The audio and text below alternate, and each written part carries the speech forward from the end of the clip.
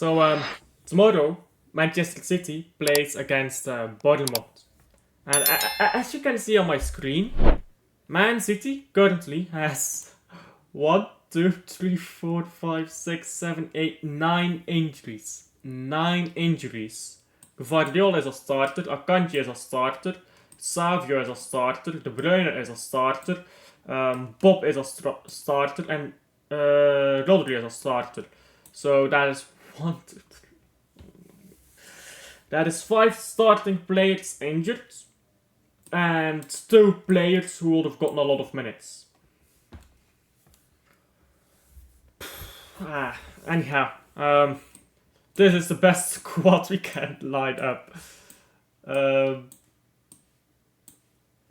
I would honestly not be surprised if Ederson plays outfield and Ortega plays in goal. That's how deep we are. You might actually see that. Ortega in goal and Ederson coming on as a substitute, as an outfield player. With O'Reilly and McAtee as well coming on.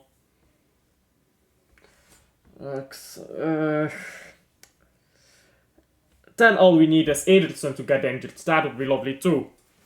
One more injury. This team is done. Now, for the Sporting game, Man City can throw that. Man City can bring out 11 academy players that have never played for the first team before. I do not care. We can get pammed 10-0. I do not care. That Sporting game is meaningless. So, we get Doku and Grealish back first. They will come back before the Brighton game. Now, after the Brighton game, I believe it is international break. Let me check that. After the Brighton game, there is indeed an international break. And after the international break, we should be seeing, I believe, Savio return, De Bruyne return, and I believe Guardiola as well, because Guardiola is just a knock. So these come back for the Brighton game. They come back for the Spurs game. I don't know how severe Akanji is, nor Walker. Oscar Bob is out until January. Rodri is out for the rest of the season. Might as well not even have him here anymore. He's not at the team anymore, pretty much. So it's just bad. It's bad, I can't lie. You know that Michael Jackson song? Yeah, I'm bad.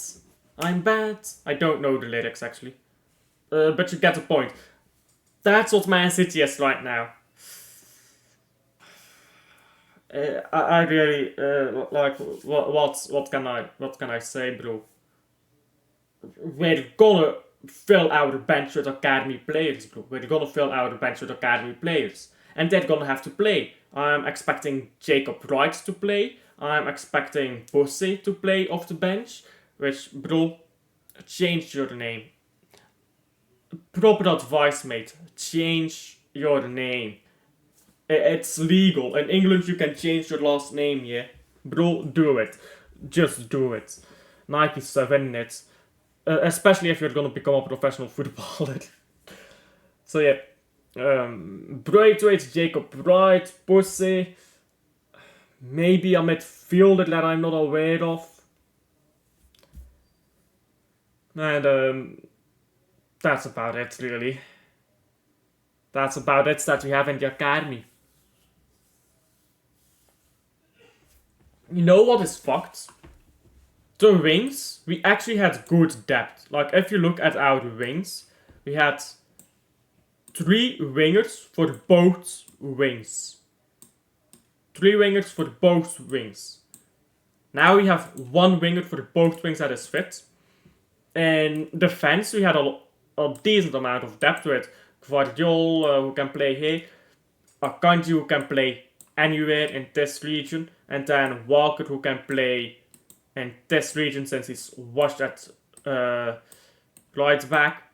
So Walker could still play, and Akanji could play with that position. So we had a lot of depth in defense.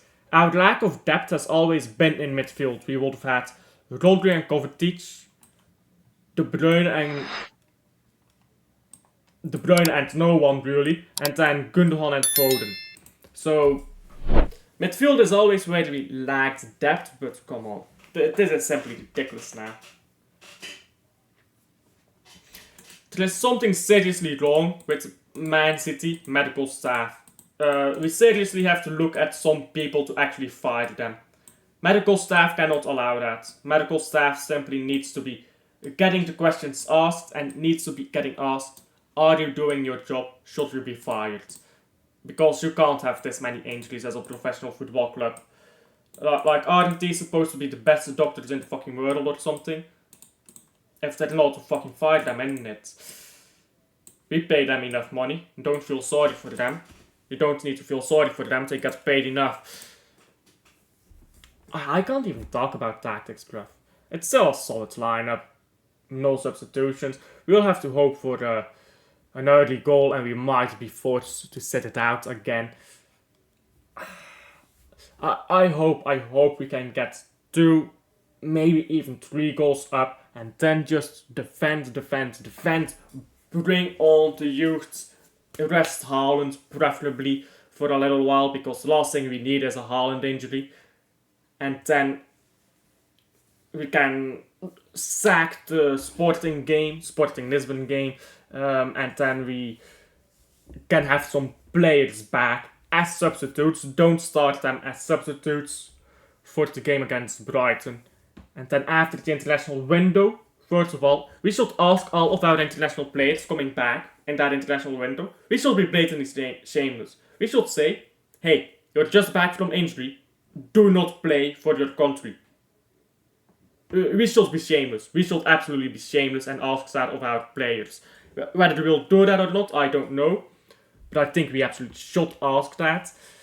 And then after the window, we can look who we can play for our game against Tottenham.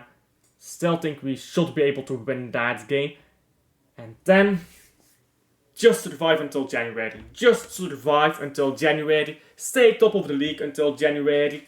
And get your results in the Champions League. In those weaker games. And then, luckily, there is a transfer window mid-season. And in January, Man City can go buy Zubimendi, can go buy Klosterman, can go buy Kleindienst, Denki, whatever striker you want. You can go buy Dovbik if you want to spend money on him, but that's a bit more expensive.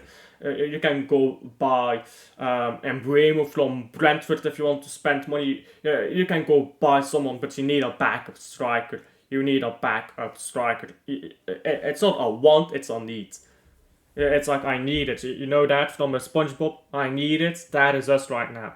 We need fucking players that can play. Currently, we don't have those. And Pep Guardiola needs to start getting bigger squads.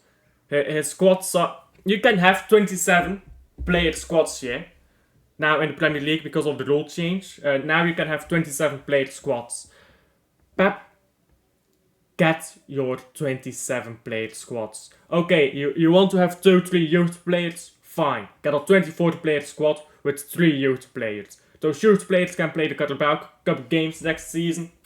And the rest, we can get actual professional footballers to play professional football for us. So that we don't die by the time it's fucking October. It's a bit of a yikes, but I guess I should give a prediction. I've hardly talked about the game. Hardly a preview, is it? Maybe you could consider this clickbait at this point. It's hardly even a preview for the Bournemouth. I'll be optimistic. 1 to Bournemouth, 2 to Man City. I cannot blame Pep Guardiola if this is about to be the worst game of football I've ever watched. I can't blame Pep Guardiola if he failed to win so. I still expect a victory. I still expect a victory. So, tell me what you guys think down below. Tell me how depressed that this entire situation has made you. And I'll see you guys on the next one.